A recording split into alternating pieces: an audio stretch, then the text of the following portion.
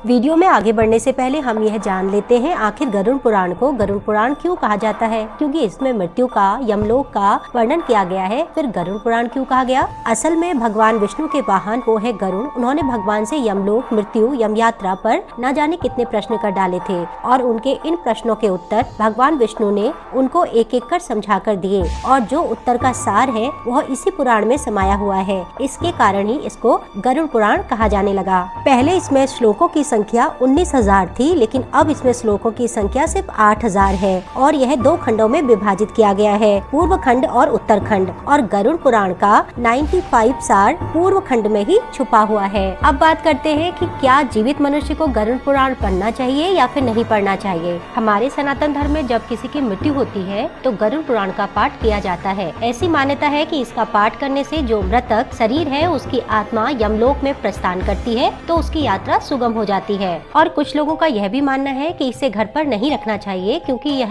मृत्यु के विषयों को आकर्षित करता है। लेकिन गरुड़ पुराण में यह साफ साफ लिखा गया है कि जो इसका पाठ करता है या सुनता है उसे यश, कीर्ति और चारों पुरुषार्थों की सिद्धि प्राप्त होती है। गरुड़ पुराण में पाठ करने से, सुनने से विद्यार्थी को विद्या, गुण की चाह रखने वाले को गुणवान और जीवन का सार रखने वाले को व्यक्ति का सारत्व प्राप्त होता है। जब गरुड़ पुराण में लिखा गया है कि इसे पढ़कर आपके चारों पुरुषार्थ की सिद्धि हो जाती है तो धर्म, अर्थ का काम और मोक्ष ये सब प्राप्त करने के लिए गरुड़ पुराण प्रत्येक को पढ़ना चाहिए। तो यहाँ पर ये प्रश्न तो उठता ही नहीं है कि आप इसे घर पर नहीं रख सकते हैं या इसका पाठ नहीं कर सकते हैं, बल्कि आप इसका पाठ करेंगे या सुनेंगे तो जीवन में होने वाले बुरे कर्मों से आप बच सकते हैं, क्योंकि मृत्यु के बाद तो आप इसे वैसे भी नहीं पढ़ सकते ना। जो मृत्यु के रहस्य आपको इसके द्वारा मिलेंगे उससे आप एक अच्छे समाज का निर्माण कर सकते हैं। अब ये भ्रांति भी दूर होती है कि इसे पढ़े या नहीं। अब बात करते हैं कि मृत्यु के बाद आत्मा का होता क्या है। अगर हम गरुड़ पुराण के अध्याय 2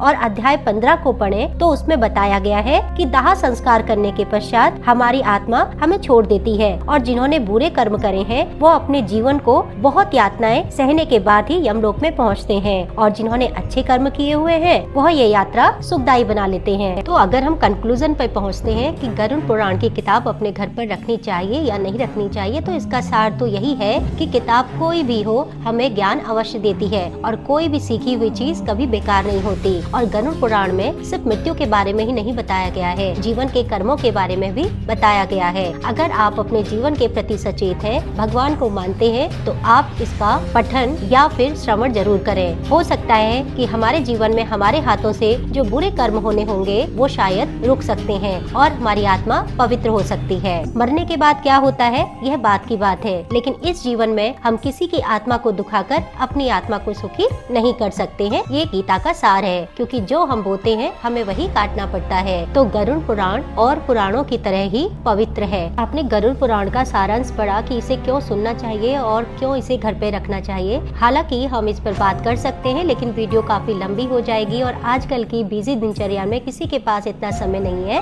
कि वो 8 और 10 मिनट की वीडियो बहुत आराम से बैठकर सुन सके। तो कभी भी आपको मौका लगे तो ये वीडियो जरूर सुनिएगा और हमेशा अपने अच्छे कर्मों को करते रहिए और जो बुरे कर्मों से होने वाले पाप हैं और जो हमें दंड मिलते हैं उसके प्रति सचेत रहिए। आगे मिलते हैं कुछ खास अपनी पौराणिक कथाओं के साथ, वो भी पूरे तथ्यों के साथ। तब तक खुश रहें, आबाद रहें।